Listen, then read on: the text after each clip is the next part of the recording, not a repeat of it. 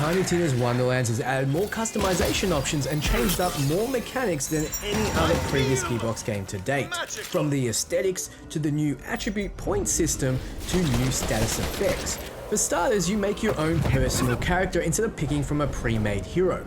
You can customize everything from your height to your nose to your dramatic backstory to even your voice. But this video isn't about the cosmetic. This is about what comes after. Namely, the new attribute system, which you can put points into to increase your character's strength in particular areas, your skill trees, damage types, and how the new status effects work. Starting with the new attribute system. There are 6 attributes: strength, dexterity, intelligence, wisdom, constitution, and attunement. And you start with 10 in each. After you customize your character's looks, you'll have to choose a backstory. The pack rat, for example, gives you -2 dexterity, +2 intelligence, -2 constitution, and +5 attunement. Not all are created equal. 10 in an attribute provides no bonuses, but if you get under 10 in any attribute, you'll start going into the negatives. For example, 9 in agility will give you -2% crit chance. So, strength gives you critical hit damage, dexterity gives you base critical hit chance, intelligence gives you a spell cooldown rate, wisdom gives you status effect damage, constitution influences your maximum health and ward, attunement influences your action skill cooldown rate. Each have a maximum of 30, which is affected by your backstory choice, so the pack rat will get a maximum of 35 attunement. For every 4 points in strength, you get 5% crit damage, so a maximum of 25% crit damage at 30 strength. Each point in agility gives you 2% crit chance, so a maximum of 40% crit chance at 30 agility. Every point in intelligence gives you 1% spell cooldown, so a maximum of 20% at 30 intelligence.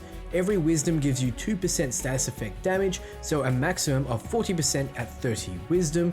Every 2 points in constitution gives you 5% max HP and ward, so a maximum of 50% at 30 constitution, and every point in attunement gives you 1% skill cooldown, so a maximum of 20% at 30 attunement. After picking your backstory, you'll be given an additional 10 points to put in these attributes, so you can really shape your build from the start. If what you pick though isn't to your taste, you can later go to any quick change station and re-roll everything except for your primary class. The maximum level is 40 at launch, so you'll be given an extra 39 attribute points and 39 skill points. We'll go through skills later. So from looking at how much each attribute point contributes, you'll think that constitution gives you the most bang for your buck. However, as 1% damage increase doesn't relate directly to a 1% health increase, this is not the case. You and your enemies have different health and damages. Play around until you find a build you like, but you won't have enough points to max out everything, which is the same as your skill points. At the start, you'll have an always on perk that's unique to your class, like the Stabbermancer's bonus to critical hit and the Graveborn's Lich Pet. You'll also start with 2 abilities which you can switch in and out, having only one equipped at a time. As you level up, you'll be given skill points which you can use to invest in your skill tree. The skill tree has a range of passive abilities to help shape your character the way you want to play. Later on in the game, you'll be given the ability to multi-class. This will give you a secondary class's always on perk, as well as their 2 abilities, meaning you'll have 4 to choose from. You'll also be able to invest skill points into that class's skill tree, letting you further customize your playstyle. Remember, you won't have enough skill points to max out both trees. You can change your secondary class and skill points from the quick change station, but you're always locked into your primary. Next, let's talk about damage types and status effects. Gearbox has been known to change exact damage numbers based on difficulty, but at normal, this is what we can expect. The first damage type is physical, which on normal deals a flat 100% damage to flesh, armor, shield, and bone. It doesn't have a secondary status effect though. Fire damage does an increased 125% damage to flesh, but a reduced 95% damage to armor, shield, and an even lower 80% to bone. So you definitely don't want to use fire against skeletal warriors, but against big fleshy creatures, it's the way to go. Fire has a secondary effect of igniting a target based on your status effect chance. Ignited enemies will take high damage over 5 seconds. Next is lightning damage. It deals a reduced 95% damage to flesh and bone and an even lower 80% to armor, but an incredibly high 175% increase to shield. Lightning damage is always a good backup to help zap away those pesky shields, but be sure to have something to help against armored ones.